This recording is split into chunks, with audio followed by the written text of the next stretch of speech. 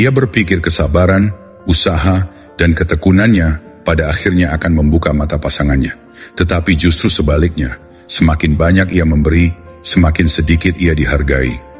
Orang itu merasa nyaman, ceroboh, yakin bahwa tak peduli bagaimana ia memperlakukan, sosok yang selalu ada itu tidak akan pergi. Sampai suatu hari pilihan berbeda diambil. Ia memilih keheningan. Ia memilih untuk mengghost.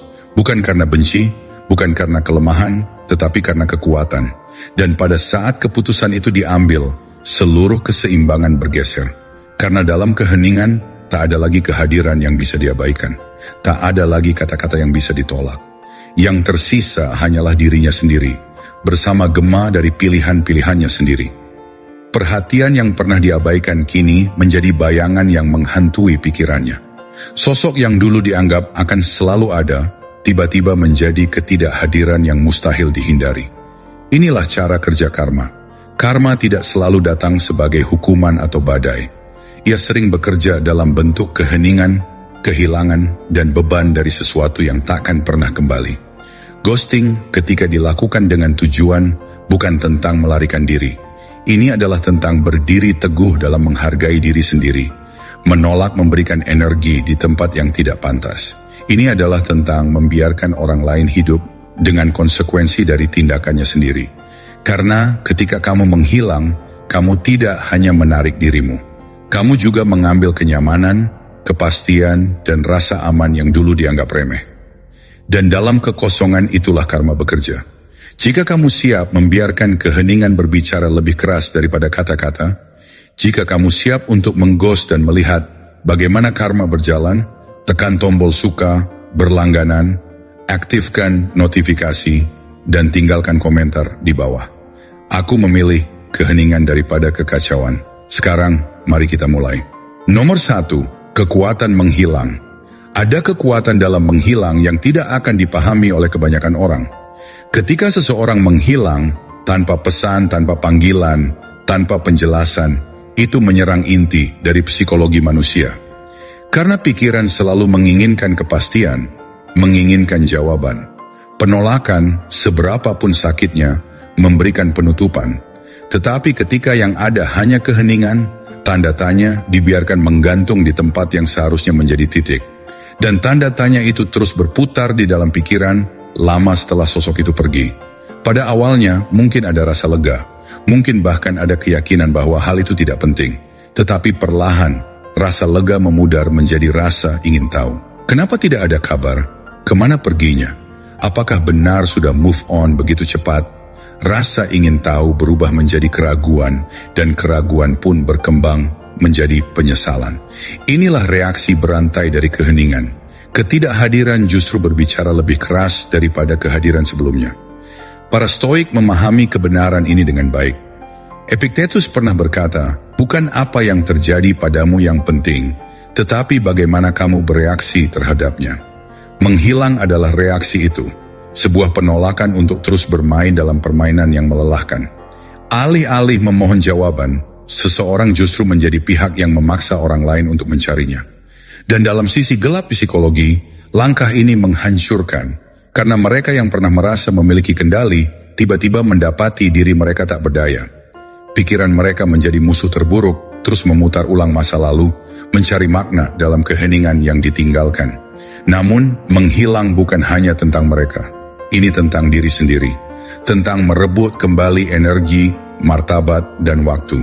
Dengan pergi, pernyataan itu jelas, aku tidak perlu penutupan, aku tidak perlu validasi, aku tidak perlu menjelaskan diriku kepada seseorang yang tidak pernah benar-benar menghargai kehadiranku. Itu adalah bentuk tertinggi dari penghormatan terhadap diri sendiri. Dan itulah mengapa ghosting ketika dilakukan dengan tujuan bukanlah kelemahan, itu adalah kekuatan.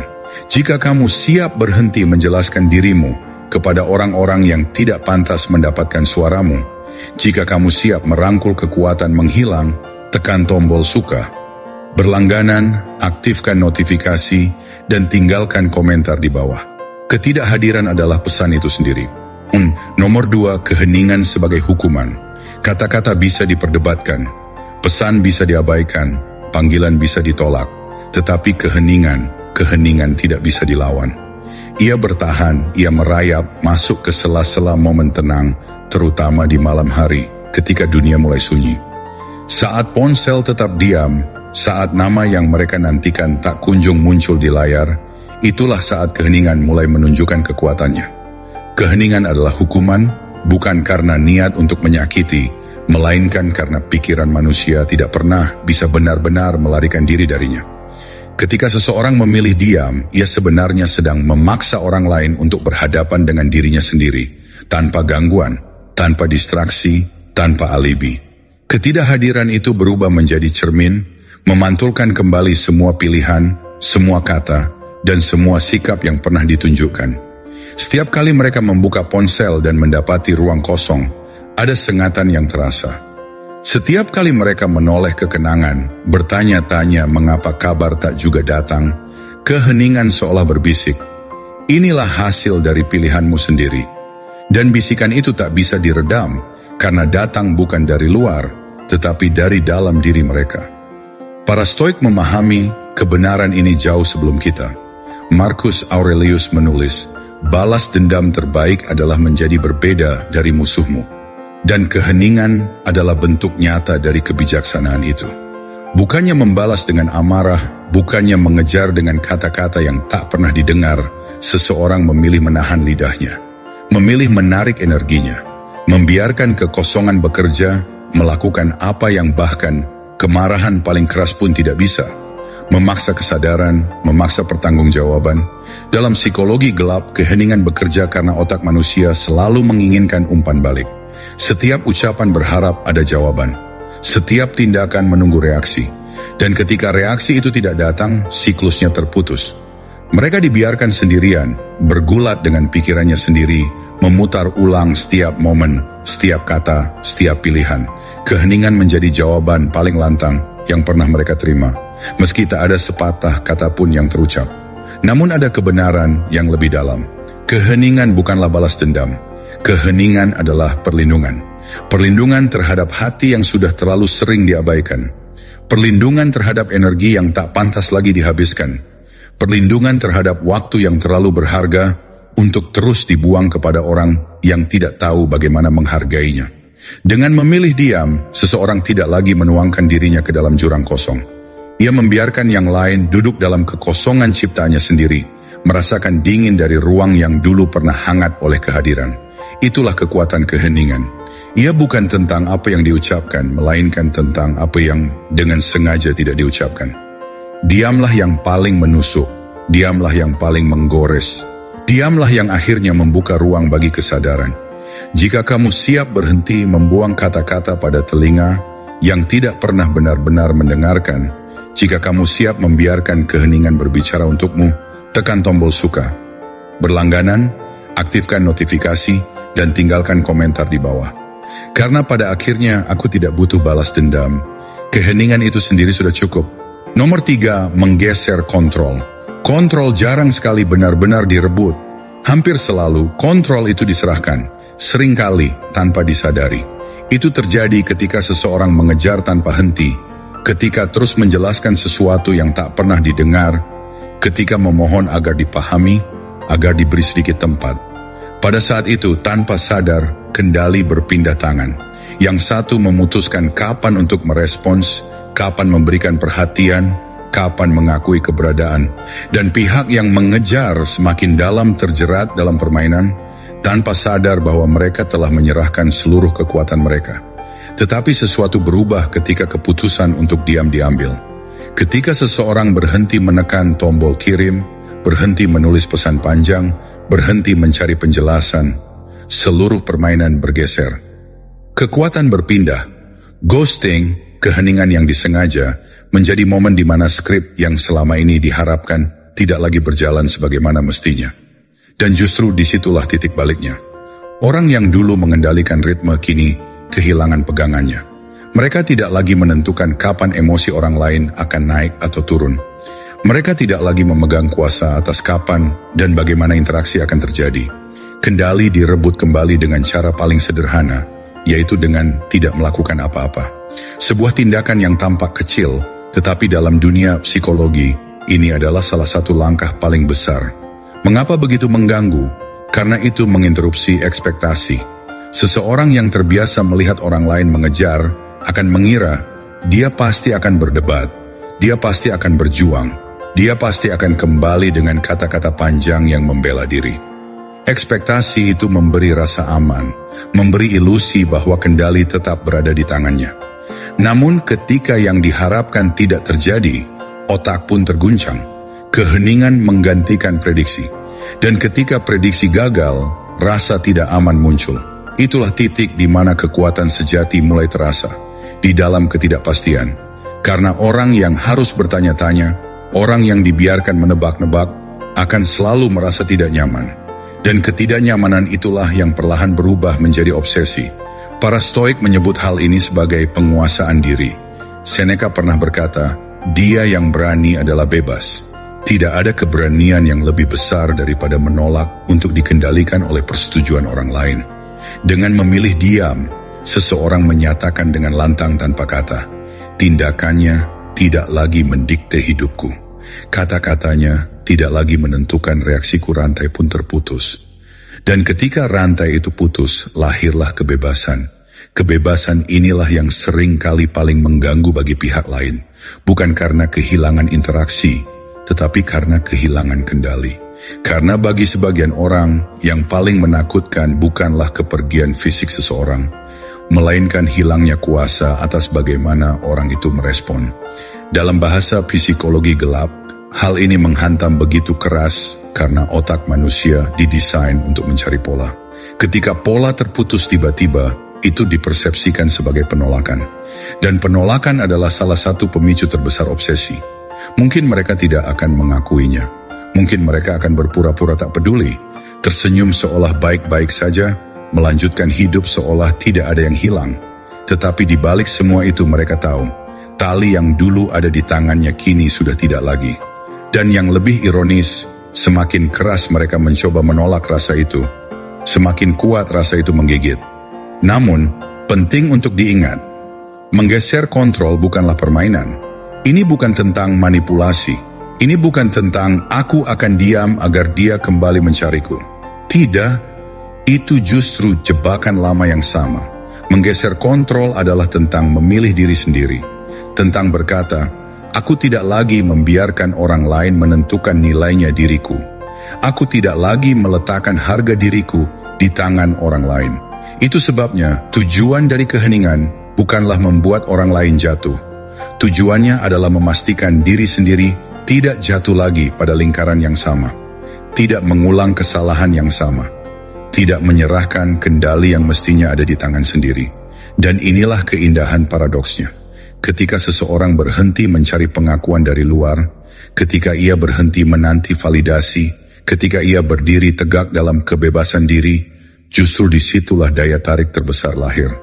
Karena manusia selalu penasaran dengan apa yang tidak bisa mereka kendalikan. Mereka selalu terobsesi dengan apa yang tidak bisa mereka miliki. Tapi sekali lagi, ingatlah, ini bukan tentang mereka. Ini tentangmu, tentang kebebasanmu, tentang martabatmu, tentang tidak pernah kehilangan dirimu sendiri lagi. Jadi jika kamu sudah selesai membiarkan orang lain mendikte nilaimu, jika kamu siap merebut kembali kontrol melalui keheningan, maka ambillah langkah itu tanpa ragu. Karena pada akhirnya, kendali bukan tentang mengatur orang lain. Kendali sejati adalah tentang berdiri kokoh di dalam dirimu sendiri. Nomor 4, karma kehilangan. Karma tidak selalu datang dengan guntur yang menggelegar atau kilatan petir yang membelah langit. Ia tidak selalu muncul sebagai hukuman instan yang bisa dilihat semua orang. Lebih sering, karma hadir dengan cara yang sunyi. Ia bergerak perlahan seperti air yang menetes, hampir tak terdengar, tapi lama-lama melubangi batu. Dan kadang-kadang, wajah karma terlihat sangat sederhana. Seseorang memilih berjalan pergi, menghilang ke dalam keheningan, tidak memberi penjelasan, tidak memberi kesempatan terakhir, hanya meninggalkan orang lain untuk bergulat sendirian dengan pilihan-pilihan yang telah mereka buat sendiri. Itulah yang disebut karma kehilangan. Pada awalnya mungkin mereka akan menertawakannya. Mereka bisa saja berkata pada diri sendiri, aku baik-baik saja, Aku bahkan lebih bebas sekarang. Mereka mungkin menutupi kekosongan itu dengan topeng, membagikan senyum palsu di media sosial, memposting cerita seolah dunia mereka tetap utuh tanpa kehadiranmu. Bahkan, bisa jadi mereka benar-benar percaya pada kebohongan itu untuk sementara waktu. Tetapi topeng selalu retak, dan retakan itu muncul bukan di depan orang banyak, melainkan di balik pintu tertutup, ketika dunia terdiam dan tidak ada yang bisa mereka tipu selain diri sendiri. Itulah saat kenyataan perlahan masuk, karena sifat manusia bekerja dengan cara yang unik. Kita seringkali tidak benar-benar menghargai sesuatu sampai hal itu tidak lagi bisa kita sentuh. Kehadiranmu yang dulu dianggap biasa, kesetiaanmu yang dulu disepelekan, konsistensimu yang dulu diabaikan, semua itu berubah menjadi kenangan. Tetapi bukan sekadar kenangan. Kenangan itu diputar ulang dengan lensa baru, lensa penyesalan. Dan hanya saat itu mereka sadar, terlambat, bahwa apa yang pernah mereka miliki bukan sesuatu yang bisa dengan mudah digantikan. Yang langka seringkali terlihat biasa, sampai akhirnya hilang. Itulah bentuk karma yang paling sunyi, namun paling menusuk. Kesadaran yang datang ketika tak ada jalan kembali. Para Stoik memahami hal ini sebagai hukum sebab akibat. Epictetus mengajarkan bahwa setiap tindakan memiliki konsekuensi, entah langsung terlihat, atau baru terasa setelah waktu berjalan. Seseorang mungkin memperlakukan yang lain seperti pilihan, padahal orang itu adalah anugerah. Tetapi saat keheningan mengambil alih, tiba-tiba semua keputusan kecil yang dulu dibuat dengan sembrono mulai terasa mahal. Keheningan menjadi tagihan yang harus mereka bayar. Ini bukan balas dendam. Ini bukan permainan dendam di mana seseorang berharap yang lain tersiksa. Tidak. Ini adalah bentuk keadilan alami, karena inti dari keadilan bukan tentang membuat orang lain menderita, tetapi tentang berhenti menyakiti diri sendiri. Ketika seseorang memilih mundur, ketika ia berhenti menuangkan energi kepada mereka yang tidak menghargainya, maka kehidupan secara alami menyusun ulang keseimbangan. Dan dalam keseimbangan itu, orang lain dipaksa belajar pelajaran yang mereka ciptakan sendiri. Psikologi menjelaskannya lebih jauh. Ada konsep yang disebut loss aversion, aversi kehilangan. Otak manusia merasakan sakit kehilangan sesuatu 2 kali lebih kuat daripada kebahagiaan saat mendapatkan sesuatu yang baru. Artinya, seseorang mungkin berusaha menggantikanmu. Mereka mungkin mencari wajah baru, perhatian baru, cerita baru. Tetapi tidak peduli seberapa keras usaha itu, pengganti tersebut tidak akan pernah sepenuhnya menghapus bayangan yang ditinggalkan oleh kehilangan. Karena rasa sakit kehilangan bukanlah tentang siapa yang datang setelahnya, melainkan tentang siapa yang tidak lagi bisa kembali. Inilah mengapa karma kehilangan begitu efektif, begitu dalam, dan begitu tak terbantahkan. Ia tidak membutuhkan kemarahanmu. Ia tidak memerlukan usaha untuk membalas. Yang dibutuhkan hanyalah ketidakhadiran. Kosong yang kamu tinggalkan bekerja lebih keras daripada 1000 kata. Tetapi ada kunci penting yang sering terlewat. Kamu tidak menunggu karma sebagai senjata. Kamu tidak duduk di sana berharap mereka menyesal. Karena ketika kamu masih menunggu mereka tersiksa, berarti kamu masih terikat. Dan inti dari kebebasan adalah ketika kamu sudah berjalan terlalu jauh untuk menoleh ke belakang. Karma kehilangan bekerja justru karena kamu tidak lagi menunggunya. Kamu sudah memilih melanjutkan hidup. Kamu sudah memilih dirimu. Jadi biarkan karma melakukan pekerjaannya sendiri. Bukan karena kamu ingin mereka jatuh, tetapi karena kamu menolak jatuh lagi bersama mereka. Bukan karena kamu ingin mereka merasakan sakit, tetapi karena kamu tidak ingin lagi menaruh dirimu di tempat yang menyakitkan. Itulah kekuatan sejati dari kehilangan. Kehilangan mereka bukan kekalahan bagimu. Kehilangan mereka adalah keadilan alami yang datang dari tindakanmu menjaga dirimu sendiri. Maka, jika kamu siap berhenti mengejar keadilan, jika kamu siap berhenti menuntut pengakuan, jika kamu siap menyerahkan sisanya kepada keseimbangan alam yang disebut karma, maka langkah itu sudah cukup. Nomor 5, kebebasan untuk pergi. Ada sebuah kebebasan yang tidak bisa ditemukan dimanapun kecuali ketika seseorang akhirnya berani melangkah pergi. Pada awalnya langkah itu terasa berat, seperti memikul beban yang tidak terlihat. Pertanyaan demi pertanyaan memenuhi kepala. Apakah menghilang adalah pilihan yang benar? Apakah mungkin seharusnya masih ada ruang untuk menjelaskan sedikit lebih banyak, bertahan sedikit lebih lama, atau berusaha sedikit lebih keras? Keraguan itu wajar, karena hati manusia seringkali menolak kehilangan, meski logika sudah tahu bahwa bertahan tidak lagi sehat. Namun seiring waktu berjalan, beban itu mulai terangkat.